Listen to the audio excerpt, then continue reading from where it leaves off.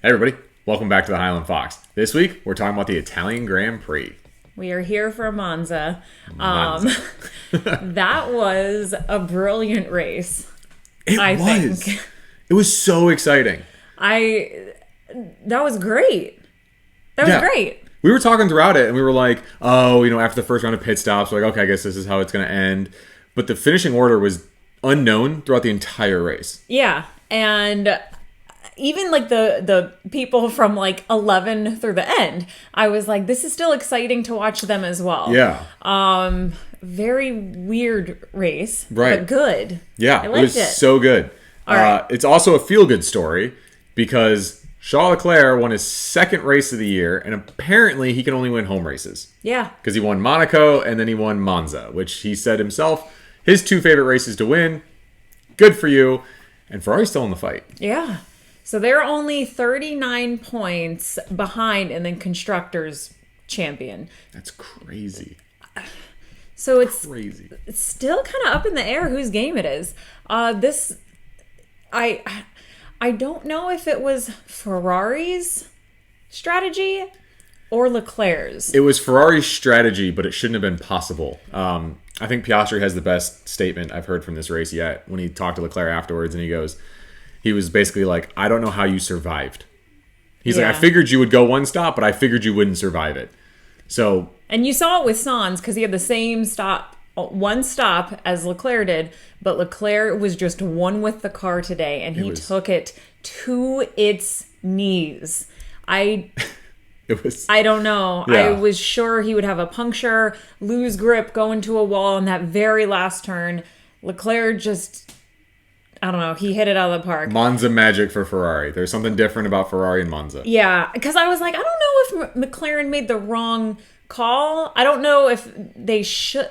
Everyone else did a two-stop. Yeah, and like right? even Piastri was like, yeah, my front left is gone. Like I need to stop. Yeah. So I don't know if he would have made it if he only did what Ferrari did.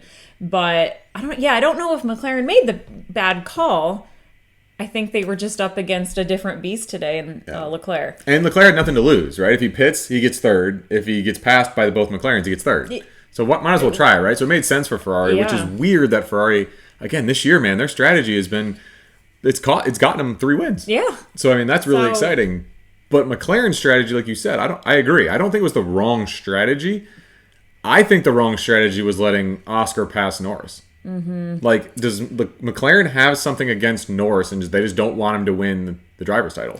Yeah, I think McLaren's very close, and it's more likely that McLaren's going to win the Constructor Cup. But yeah, they're 8 points behind Red Bull. 8. I know. So I think Constructor, they'll probably take it. But Norris isn't that far behind Max. And now that he didn't get the Hungary or this not win, but second, he'd be 10 points behind. But I wonder if he would have gotten the win. You know, he got boxed out by Piastri in the first lap, and then allowed Leclerc to go through. Yeah. So if he would have been, that was just racing. It was just racing, but there should have. And it was probably one of like the best passes we've seen all season. It was super exciting. Piastri, that was good. Choice. Yes. But as a team management, you have to say, hey, no fighting into the first lap. Or whatever, right? You have to protect Norris. Because you had a 1-2. And you keep Leclerc behind. Now you can do any strategy you want. And instead, they were split the whole race. Yeah. Ferrari kind of controlled it. Which is weird. I know.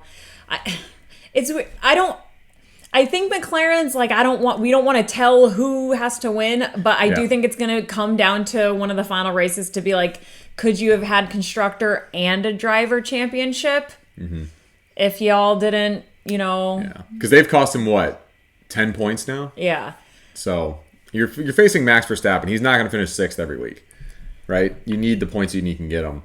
So, I don't know. We'll see how that continues to go, but it's weird that they told Norris to give up the position in first, and they're like, well, you're going to need Oscar later. And the time he needed Oscar, they're like, Oscar just goes right by him. Yeah.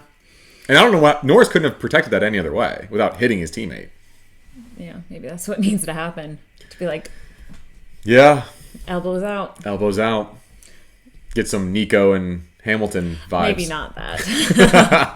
So I think it's definitely going to come down to the wire with these last races for constructor and championship, and that's exciting. So, and I don't think it's just McLaren and Red Bull. I think Ferrari's constructor. I think they're pushing in there. So they are 39 points back from Red Bull, 30 points behind McLaren, right? I mean, you look at it, Ferrari got an upgrade. They won this race. They finished fourth in this race with Sainz. You know, they could sneak this out if it does get a little spicy between Norris and Verstappen or Norris and Piastri or Norris and the team. Yeah. You know, it's almost like reminiscent of when Leclerc was doing really well in 2022 and the team kept costing Leclerc points. Yeah. I think teams just kind of get ahead of themselves or panic. Yeah. Don't know what to do. But. Yeah. I don't know. Overall, very exciting though. This is a very exciting topic. I'm so glad we're not just talking about, you know, another Max win. Another Max win, right? The Max. I'm sure if you're a Max fan, you're like, no, let's go back to that, please. He hasn't won in like 6 or 7 races. It's weird. It's weird. It's very weird. It's weird. But all right, who else had good days or bad days? Not Haas. Haas had a rough race. The Hulk started off so good, and then not so much. And then K-Mag, he's not racing next week. No, he's in the dog pound. He got his 12 penalty points, which I thought would never happen. But yeah, he got his 12. He's suspended. Yep. So Baku, he will not be there. Yeah, so Haas that was a rough one today. Red Bull struggled. Hamilton didn't do terrible, but Russell struggled because he went off the track at turn 1. Yeah, Ricardo got a penalty. Oh gosh, so Racing Bulls didn't do good either. No, because Tsunoda got plowed into by Hulkenberg. Yeah, because he had a lockup. Yeah. So that took Tsunoda out, and then Ricardo got a penalty, then another penalty for not fulfilling the first penalty. I felt so bad for that guy though, that mechanic. Know. You got to watch the highlights. He's so used to it, and as soon as the car comes in, he touches it, and then he just goes. You're like, and he just knew he just messed up. I felt so bad for him. Because it's you're programmed, right? You do it all the time. Yeah. I don't know. This season is exciting. I think we got 8 races left. Anything can happen in both championships. Yeah. It's pretty exciting. Mm-hmm. Yeah. I'm loving it. Yeah. It's a lot of fun. Baku's next. Okay. That's another super exciting track, very high speed. We'll see if, Ferrari's upgrades matter. Does Red Bull find something? Is McLaren going to run away with it? Does Leclerc run into a wall like normal here? I am stupid.